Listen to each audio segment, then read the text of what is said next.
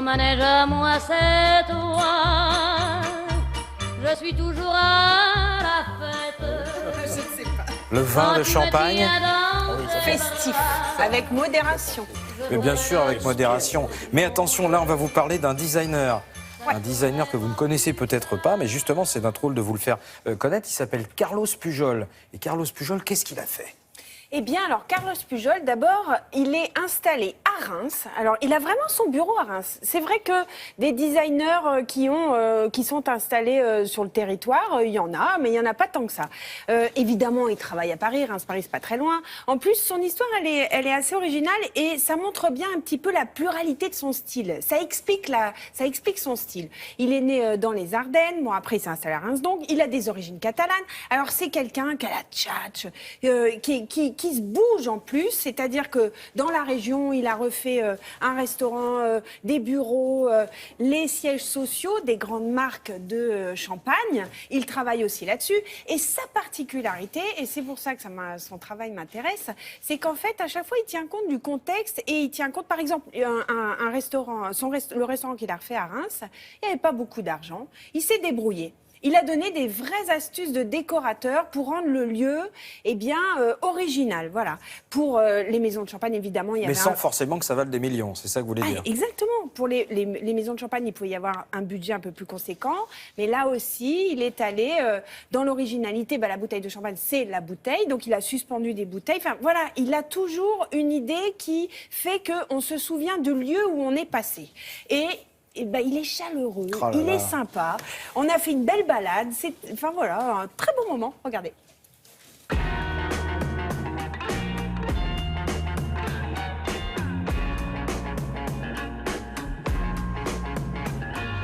Le propre de mon métier, c'est que le plus difficile, c'est justement de ne pas avoir de style.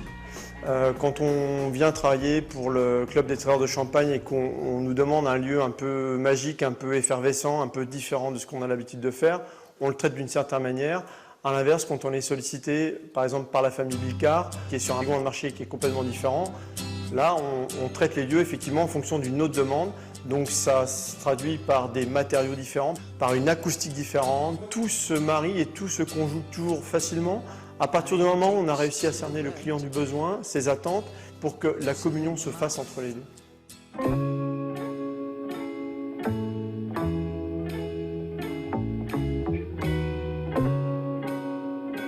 Moi, je suis un raconteur d'histoire, toujours entre un bâtiment et en fait une personne ou un groupement de personnes. À l'origine de ce projet, j'ai été donc sollicité par le Club des Trésors de Champagne qui représente 27 viticulteurs. L'idée de départ, c'était effectivement d'expliquer au travers de la carte qu'on retrouve au sol autour de nous comment était réparti chacun des viticulteurs.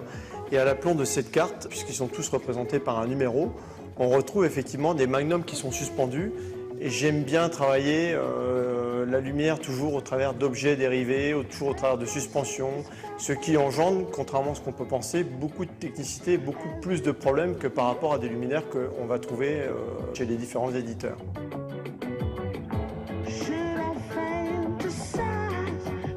Je ne reprends pas toujours les codes de mon client, mais au travers de l'histoire que je vais raconter, je vais effectivement tenter de trouver un fil rouge. Là, en l'occurrence, la bulle semblait bien à propos pour tout un tas de raisons.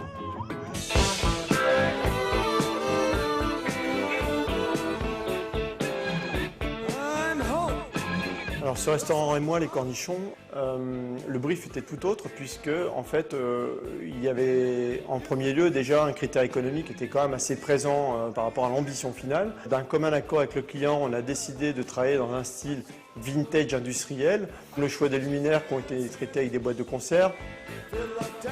Les fauteuils de cinéma qui sont des fauteuils de récup qu'on a retapissés et qui aujourd'hui permettent une certaine modularité dans les tables. Voilà, il y a une conjugaison de tout ça. Finalement, dans notre métier, comme dans tous les métiers artistiques, on n'est pas là pour se faire plaisir.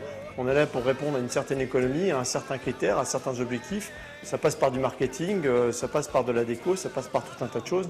Mais on est là effectivement pour répondre à une demande qui est bien spécifique.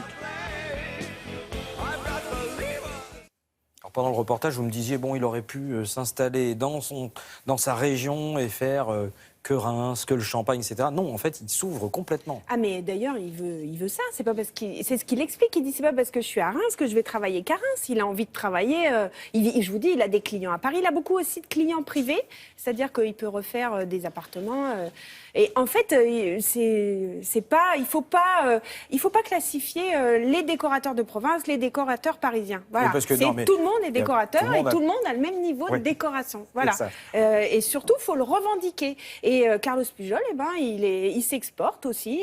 Par exemple, il a des chantiers en ce moment en Espagne, parce que je vous disais des origines catalanes, et il se balade. Enfin, voilà, c'est important aussi. C'est pour ça aussi, si vous avez besoin d'un décorateur, bah, vous pouvez aussi aller le chercher en province, à côté de chez vous. Ça ne veut pas dire que ce ne sont pas des bons décorateurs. Au contraire. Enfin, voilà. Les Parisiens vont me tomber dessus. Non, vous inquiétez pas. Du tout. Ils tombent rarement dessus.